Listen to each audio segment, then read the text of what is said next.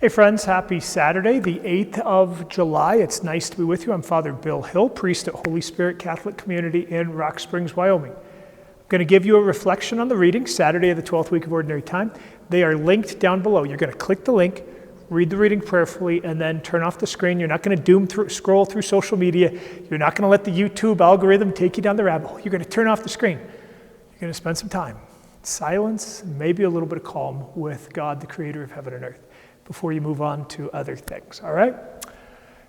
If you would, like, subscribe, join, thumbs up, share this into other people's news feeds, I would appreciate it. You know, you never quite know who might want to spend some time on a random day praying with a Catholic priest in the readings, right? All right, cool, thank you. Book of Genesis. I'm laughing because all this week we have had gloriously complicated readings from the book of Genesis. You've noticed that I've had to explain these things. Today's reading is no different, and it is hilarious. So we got the book of Genesis and then the Gospel of Matthew. The book of Genesis is answering the question why Jacob, the third of the patriarch line, right? The patriarchs, Abraham, Isaac, and Jacob. These are generations, right? And these are husbands and fathers. Jacob was the second-born son and was not the favorite. So why did Jacob become blessed? Why did Jacob become favored? And so we have an answer to that story today. And going back to Tuesday's video, I explained what an etiology is, a story of origins. Today is the question, why is it that we, lesser sons, second sons, have the blessing of the birthright?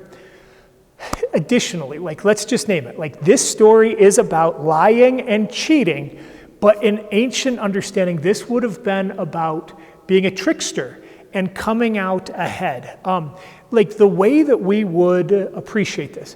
We in America think that there is a price for something, and the price is just, and we agree to pay it, and we take it to the cash register. We don't go up to the cash register and we say, hey, this is too high, I want you to knock $20 off of this thing, right?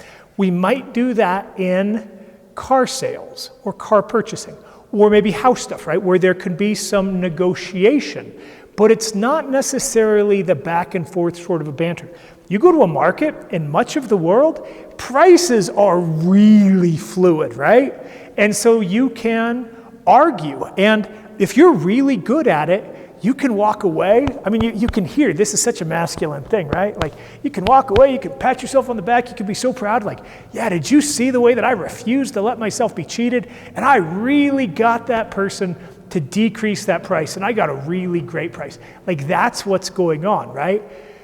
That sort of a practice, that verbal banter, the ability to put one over on people, that is prized in the Near East, in these cultures. And so the activity of Jacob of tricking his blind elderly father, I know, we don't get it, but his blind elderly father into giving him the blessing of the firstborn, that's what this is all about, right?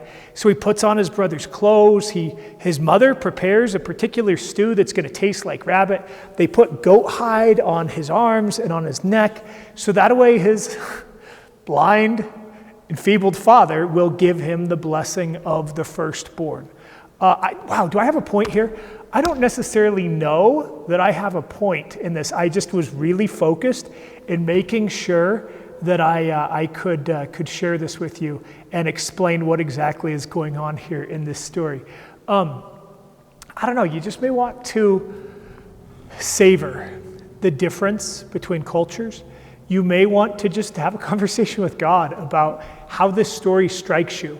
And if you find yourself more in the side of justice, and this is the way that things are, or if you kind of appreciate Jacob and his descendants tricking, conniving to get a blessing, right? Yeah, we'll see if maybe another point comes to me. Sorry, yeah, I had the background, but not the spiritual point. And as always, you read those readings and then see what God raises within you. Good, that too. So we have Gospel of Matthew, the Pharisees asking Jesus questions, right? Hey, you're a rabbi. All the other groups of rabbis, rabbinic students around here, everybody fasts. That's kind of a thing in our religion. You don't fast. What's the story with that, buddy? And so then Jesus gives a marriage image, right? Hey, the party's going on. The bridegroom is here. But the days will come when the fast will occur. So, a couple weeks ago I talked about fasting, but in my estimation, as disciples, as followers of Jesus in this present age, we have to be careful. Like, we probably can't go hog wild on absolutely everything that our culture tells us is perfectly fine. There are probably boundaries in our lives, ways that we fast from stuff that we say, here, no further. Maybe you have a conversation with the Lord about your boundaries, or lack thereof, about the places that it's here, but no further, right? The other side of this, remember that Jesus is accused of being a glutton and a drunkard. That Jesus enjoys table fellowship with saints and sinners alike.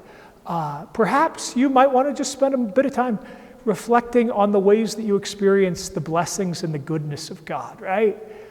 Food and drink and people are some of the ways that we know those good things. Last one. Jesus talks about God doing stuff new, right? That there's got to be room for expansion and growth and God to do new stuff.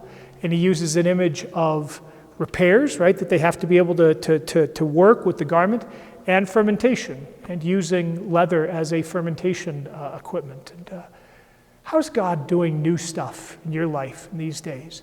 Where is God bringing new life and new growth in your own life these days? Read those readings, link down below, 2-3 times, nice and slow, and turn off the screen. Spend some time with God before you move on to other things. Happy Saturday, friends. If it's a time of rest, I hope you get some rest and recreation. You have a blessed day.